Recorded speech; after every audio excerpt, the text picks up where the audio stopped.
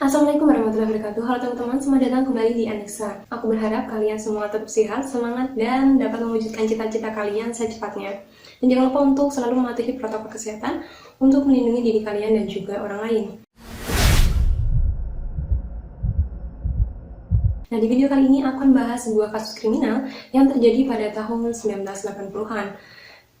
Pelaku dari kasus kriminal ini adalah Eddie Gein, seorang pembunuh dan juga pencuri mayat di Amerika, tepatnya di Plainfield, Wisconsin. Nah, dia terkenal setelah pihak polisi mengetahui bahwa Eddie ini memiliki kebiasaan menggali mayat dari kuburan lokal dan menjadikan bagian tubuh mereka seperti tulang dan kulit menjadi sebuah trofi atau kerajinan yang ada di rumah Eddie. Nah, bagaimana seorang anak berevolusi menjadi Eddie Gein? Ini kita akan membahas masa kecil Eddie Gein. Edward Theodore Gein lahir pada 27 Agustus 1906 dari pasangan Augusta dan George Gein di La Crosse, Wisconsin. Nah, Eddie adalah anak kedua dari pasangan tersebut. Jadi Eddie punya kakak yang umurnya 7 tahun lebih tua dari dirinya, namanya Henry George Gein. Augusta atau ibu Eddie ini adalah seorang wanita yang religius dan bertekad mendidik anaknya sesuai dengan ajaran moral yang ketat sesuai dengan Alkitab. Dan dia berprasangka bahwa orang-orang yang menghakimi dunia adalah orang-orang yang berdosa dan memberikan doktrin pada anak-anaknya tentang amoralitas dan kebejatan seorang wanita. Jadi dia beranggapan bahwa wanita itu manipulatif dan tidak bermoral. Hal itu dilakukan untuk mencegah hasrat seksual yang dimiliki oleh anak-anaknya. Karena dia takut anak-anaknya Eddie dan Henry akan dilemparkan ke neraka ketika mereka melakukan dosa atau menyimpang dari ajaran yang diajarkan Augusta. Nah, Augusta ini adalah wanita yang dominan, mendominasi keluarga dan juga keras kepala. Dia tuh percaya pandangan dirinya terhadap dunia adalah benar dan bersifat mutlak, dan anak-anak dan suaminya harus mengikuti pandangan tersebut. Nah, biasanya kan kalau di sebuah keluarga yang dominan itu adalah sang suami. Tapi di keluarganya Eddie yang dominan itu ibunya. Karena George, sang suami, adalah pria yang lemah dan seorang pecandu alkohol. Dia tidak memiliki suara dalam keluarga dan tidak berhak untuk membesarkan anaknya. Karena menurut Augusta, George ini adalah suami yang tidak berharga, tidak berguna, karena tidak bisa mempertahankan pekerjaannya sehingga dia pengangguran. Jadi dia tidak memperbolehkan George untuk merawat anak-anaknya. Dan Augusta berjanji pada dirinya sendiri bahwa dia tidak hanya membesarkan anak-anaknya, tapi juga memberikan finansial terhadap keluarganya. Jadi dia yang memberi nafkah keluarganya. Dia membuat toko grosir di La Crosse pada tahun Eddie lahir, yaitu 1906. Nah, dari bisnis tersebut, Augusta menghasilkan cukup banyak uang untuk menghidupi keluarganya. Dan dia bekerja keras dan menabung agar keluarganya bisa pindah ke daerah pedesaan untuk menghindari amoralitas atau pengaruh jahat dalam kota. Jadi kalau kota kan pengaruhnya lebih banyak, jadi dia ingin kayak mengisolasi keluarganya. Nah, sehingga pada 1914 mereka pindah ke Plainfield, Wisconsin, ke area pertanian seluas sekitar 400 hektar. Terisolasi dari pengaruh apapun, bahkan tetangga terdekat mereka berjarak setengah mil dari rumah mereka. Nah, meskipun Augusta ini rajin menjauhkan putra-putranya dari pengaruh luar, putra-putranya tetap harus bersekolah, jadi dia tidak bisa mengisolasi putra-putranya. Nah, ketika bersekolah, Eddie ini hanya punya prestasi yang biasa saja, tidak menonjol kecuali dalam bidang membaca, karena dia hobi membaca buku dan majalah petualangan. Nah, dari hobinya itu dia meningkatkan imajinasi dan dia bisa melarikan diri ke dunianya sendiri. Nah, saat sekolah pun, teman-teman Eddie ini menjauhi Eddie karena dia pemalu dan mereka menganggap Eddie ini sebagai banci. Karena sifat pemalunya itu, jadi dia tidak punya teman, bahkan ketika mau berteman, si ibunya tuh mengarahkan Eddie untuk melakukan hal tersebut. Dengan pelakuan ibunya yang sangat keras dan sangat strict menurutku, Eddie ini masih menganggap sosok ibunya sebagai tokoh idola atau sosok malaikat yang dia kagumi. Jadi dia melakukan apapun perintah yang diberikan oleh ibunya. Tapi Augusta ini sangat jarang merasa senang atau bangga dengan kelakuan anak-anaknya. Bahkan dia seringkali melecehkan anak-anaknya secara verbal dan percaya bahwa anak-anaknya ditakdirkan untuk menjadi gagal seperti ayah mereka. Nah, selama masa remaja dan sampai dewasa, anak-anak terpisah dari orang-orang luar dan mereka hanya memiliki satu sama lain sebagai teman. Jadi Eddie dan Henry cuma menjadi teman bermain dalam lingkungan rumah mereka karena tidak ada orang dari luar yang bisa berteman dengan mereka akibat dari pengaruh pengasuhan ibunya. Nah, Eddie ini selalu mengikuti saudaranya yang bernama Henry sebagai panutan karena dia melihat Henry sebagai pekerja keras dan pria yang memiliki karakter yang kuat selain ibunya. Nah, setelah kematian ayah mereka pada 1940, mereka melakukan beberapa pekerjaan sampingan untuk menunjang finansial, dan sebagian besar pekerjaan itu adalah sebagai tukang. Tapi si Eddie lebih sering menjadi pengasuh anak-anak tetangga, karena anak-anak kan mudah bergaul ya daripada teman-temannya si Eddie di sekolah.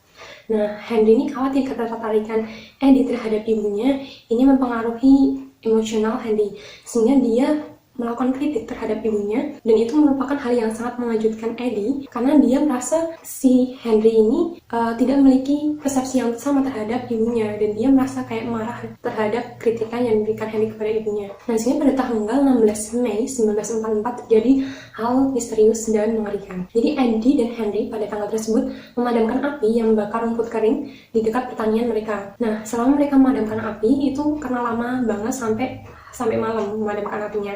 Nah, setelah padam, Eddie ini khawatir karena saudaranya ini kan berjalan berbeda arah untuk biar apinya cepat padam. Tapi si Henry nggak segera kembali. Akhirnya Eddie menelpon polisi. Nah, ketika sampai di tempat pertanian Eddie ini malah memimpin mereka ke lokasi Henry yang diduga hilang. Yang saat itu ketika ditemukan Henry berbaring di sebidang tanah yang tidak tersentuh api dan kepalanya memar. Nah, karena keadaan Henry yang cukup aneh, polisi malah tidak beranggapan bahwa itu kejadian pembunuhan dan mengabaikan permainan curangnya si Eddie, karena otomatis kan si Eddie pelakunya. Hal itu dilakukan karena tidak ada yang percaya Eddie yang pemalu mampu membunuh saudaranya. Sehingga kepala kepolisian menuliskan sesak nafas sebagai penyebab kematian Henry. 29 Desember 1945, ibunya Eddie, yaitu Augusta, meninggal dunia karena serangan stroke. Nah, itulah hal yang mengguncang Eddie, karena Eddie kehilangan satu-satunya teman dan cinta sejatinya, dan dia merasa sendirian di dunia. Setelah kematian ibunya, Eddie tetap tinggal di pertanian, dan dia masih mengasuh anak-anak. Nah, dia tuh merawat rumahnya, ruangan-ruangan yang sering digunakan ibunya tetap sama dan tidak tersentuh. Nah, setelah kematian ibunya, keanehan Eddie ini mulai muncul. Karena Eddie merasa kesepian, dia menghabiskan banyak waktu luangnya untuk membaca majalah tentang buku anatomi.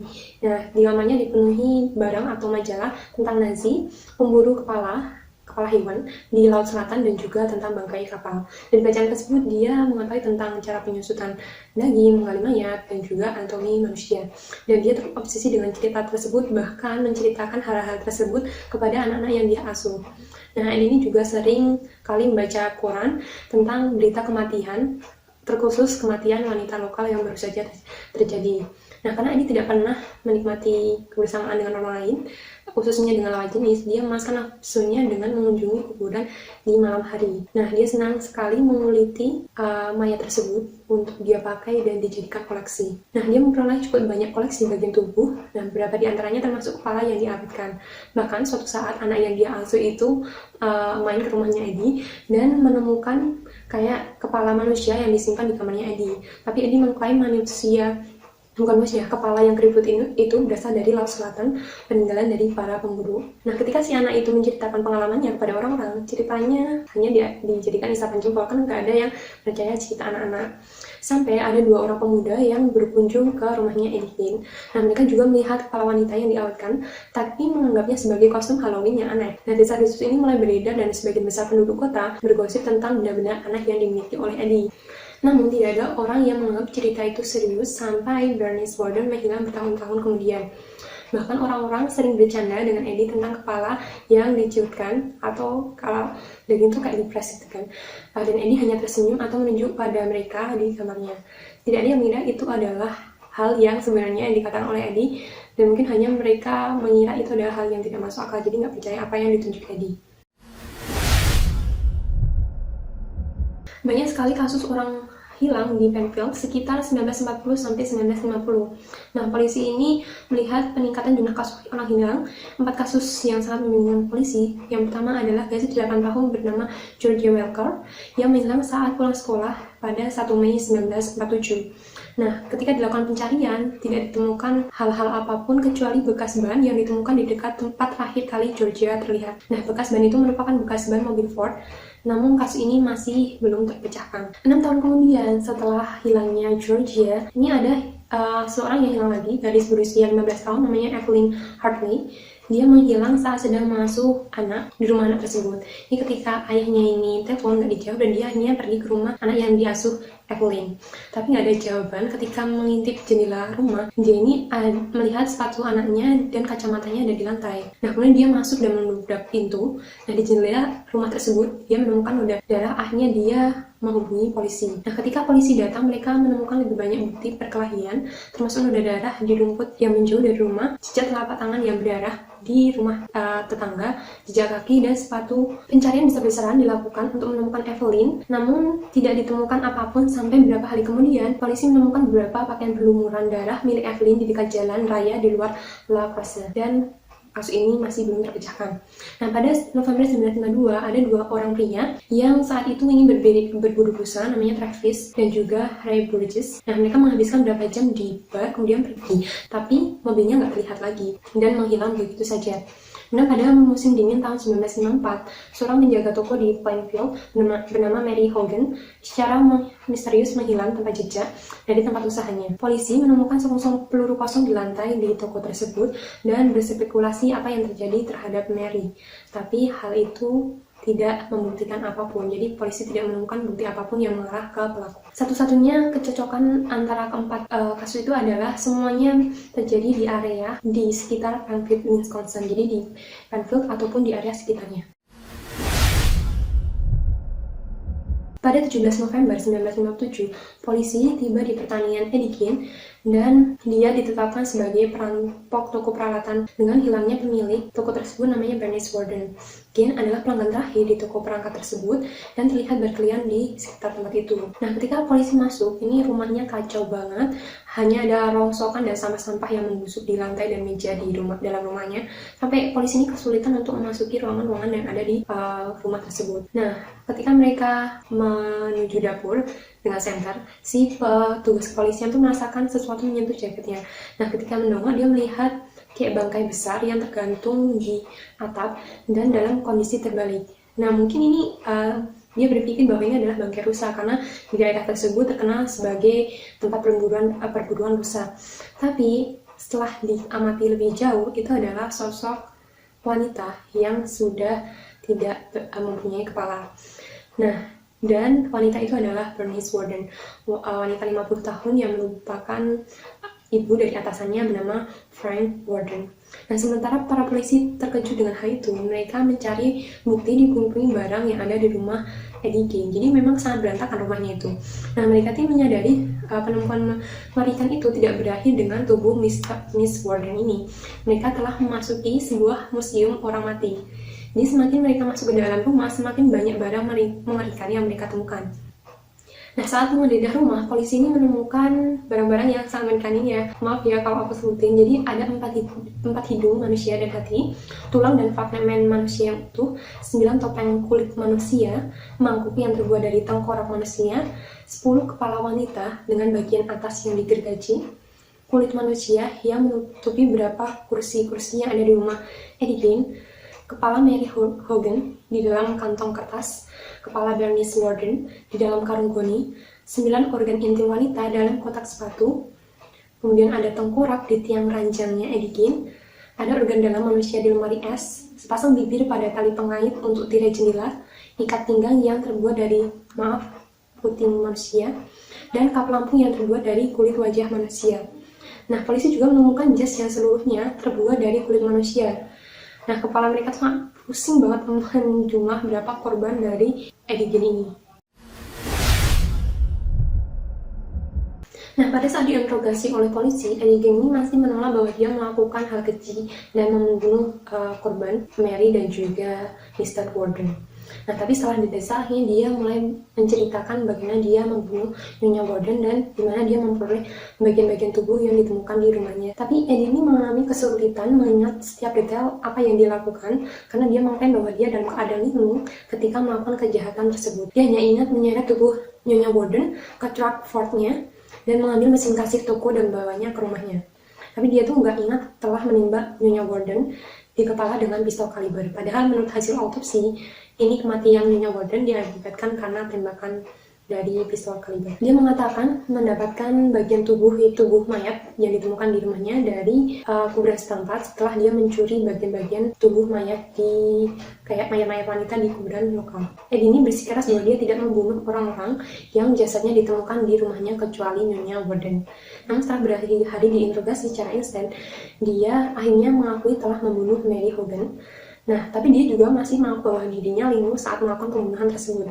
Dia tidak mengingat setiap detail apa yang dilakukannya. Dia cuma ingat nggak sengaja menembak Mary. Nah, Ed ini tidak menunjukkan tanda-tanda penyesalan selama interogasi polisi. Nah, ketika dia berbicara tentang pembunuhan dan petualang perampokan kuburnya, dia berbicara dengan sangat belak-belakan apa adanya, bahkan kadang dengan sikap bahagia dan riang. Dia tidak tahu bahwa apa yang dilakukan ini sangat-sangat kejam dan tidak bermoral. Nah, karena hal itu, emosi yang ditunjukkan oleh Eddie Gane, kewarasan Eddie Gane ini dipertanyakan dan penyelidik menyarankan bahwa selama persidangan, dia mengaku tidak bersalah dengan alasan kegilaan. Terus kemudian Eddie menjalani serangkaian tes psikologi dan menyimpulkan bahwa Eddie ini mengalami gangguan emosional. Psikolog dan psikiater yang menangani Eddie mengatakan bahwa Eddie menderita skizofrenia dan psikopat seksual.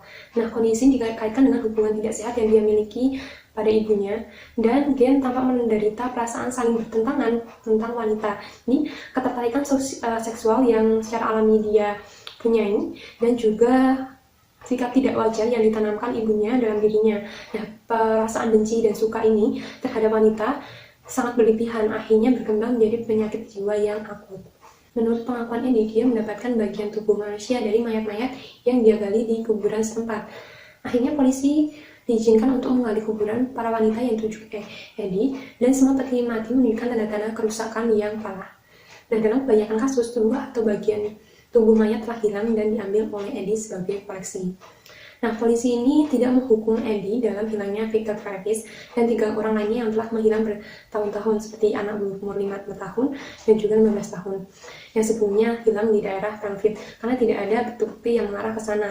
Dan satu-satunya pembunuhan yang dimintai pertanggungjawaban oleh Eddie adalah pembunuhan Bernice Warden dan Mary Hogan. Nah, setelah Eddie menghabiskan waktu 30 hari di rumah sakit jiwa dan dinilai tidak kompeten secara mental, dia tidak bisa diadili karena pembunuhan tingkat pertama. Nah, orang-orang Penfield segera menyuarakan protes karena merasa tidak adil kalau Eddie ini tidak dijatuhi hukuman atas kematian Bernice Warden dan juga Mary Hogan.